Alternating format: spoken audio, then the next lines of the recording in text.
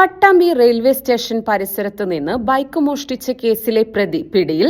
മലപ്പുറം കുളത്തൂർ സ്വദേശി 25 വയസ്സുകാരൻ കുപ്പി എന്ന് വിളിക്കുന്ന സർഫസ് ആണ് പിടിയിലായത്. പട്ടാമ്പി റെയിൽവേ സ്റ്റേഷൻ പരിസരത്ത് വ്യാപാര സ്ഥാപനത്തിന് മുന്നിൽ പാർക്ക് ചെയ്തിരുന്ന ആമയൂർ സ്വദേശി മുഹമ്മദ് ഫാരിസിന്റെ ബൈക്കാണ് മോഷണം പോയത്. ഞായറാഴ്ച രാത്രി നിർത്തിപ്പോയ ബൈക്ക് തിങ്കളാഴ്ച രാവിലെ എത്തി നോക്കിയപ്പോഴാണ് മോഷണം പോയതായി അറിയുന്നത്. തുടർന്ന് നൽകിയ പരാതിയിൽ പട്ടാമ്പി പോലീസ് നടത്തിയ അന്വേഷണത്തിലാണ് മലപ്പുറം കുളത്തൂർ സ്വദേശി കുപ്പി എന്ന് വിളിക്കുന്ന പൂക്കാട്ടുചാലിൽ സർഫാസിനെ പിടികൂടിയത്. മോഷ്ടിച്ച വാഹനവും പോലീസ് കണ്ടെത്തി. പ്രതിക്ക് നിലവിൽ നിരവധി കേസുകളുണ്ടെന്നും പോലീസ് അറിയിച്ചു.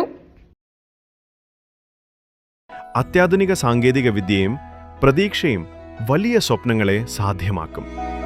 ഞങ്ങൾ കൂടെയുണ്ട് നിങ്ങളുടെ കുഞ്ഞു വലിയ സ്വപ്നത്തിനായി.